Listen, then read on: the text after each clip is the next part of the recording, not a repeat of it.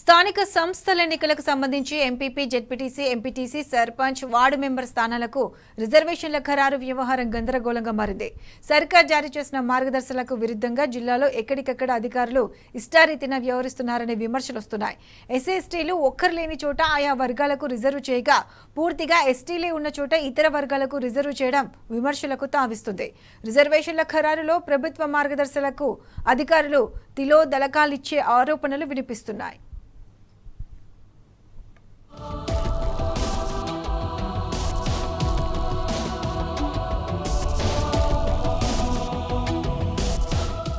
రాష్ట్రంలో స్థానిక సంస్థల ఎన్నికల షెడ్యూల్ వెలువడింది. అందుకు సంబంధించిన రిజర్వేషన్లను ఖరారు చేస్తూ ప్రభుత్వం ఇటీవలే ఉత్తర్వులను వెలువరించింది.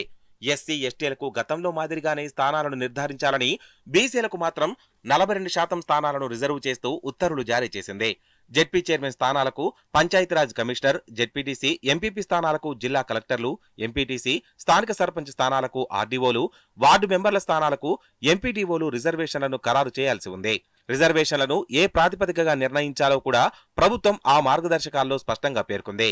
జనాభా దామాషా ప్రకారం తొలుత ఎస్టీ, ఎస్సీ, బీసీ, తదుపరి మహిళా స్థానాలను ఖరారు చేయాల్సి ఉంది.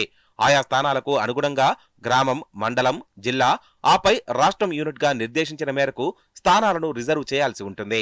సాధారణంగా సగం కంటే ఎక్కువగా ఏ జనాభా ఉంటే ఆ వర్గానికి మొదటి ప్రియారిటీగా స్థానాలను రిజర్వ్ చేస్తుంటారు. షెడ్యూల్ ఏరియాలోనూ ఎస్టీలకు మొత్తం స్థానాల్లో సగానికి తగ్గకుండా ఉండాలి.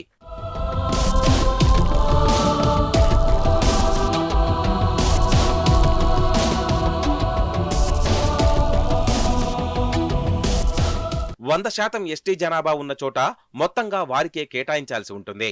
అయితే రాష్ట్ర వ్యాప్తంగా ఈ నిబంధనలకు విరుద్ధంగా సీట్లను అలాట్ చేసినట్టు విమర్శలు వెల్లువెత్తుతున్నాయి. అనేక చోట్ల ఆశావహులు ఇప్పటికే అభ్యంతరాలను వ్యక్తం చేస్తూ రోడ్డెక్కుతున్నారు.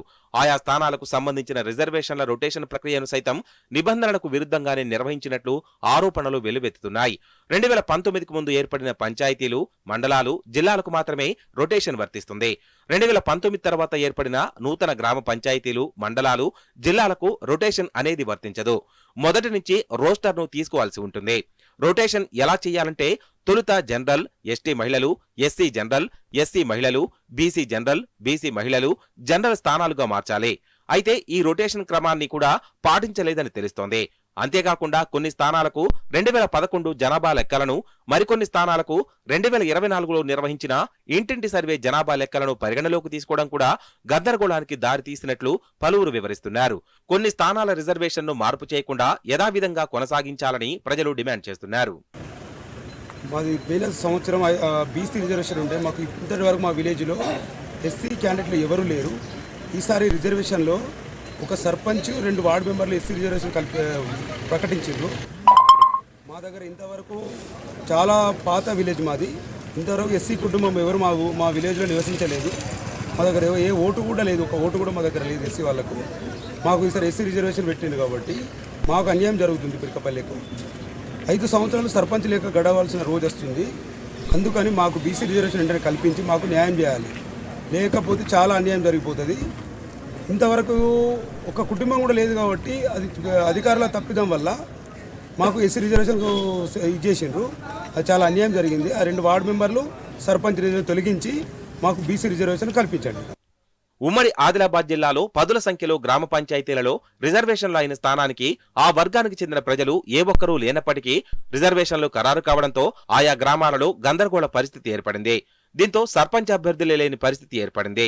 నిర్మల్ జిల్లాలోని దస్తూరాబాద్ మండలం, పెరికపల్లి, కుంబీర్ మండలం, ఫకీర్ నాయక్ తండా, ఆదిలాబాద్ జిల్లాలోని ఇచ్చోడ మండలం, అందుల్ నాయక్ తండా, ఆదిలాబాద్ రూరల్ మండలం, చిట్యోలబోరి గ్రామాలలో బీసీ జనాభా లేనప్పటికీ సర్పంచ్ స్థానాలు బీసీలకు కేటాయించారు.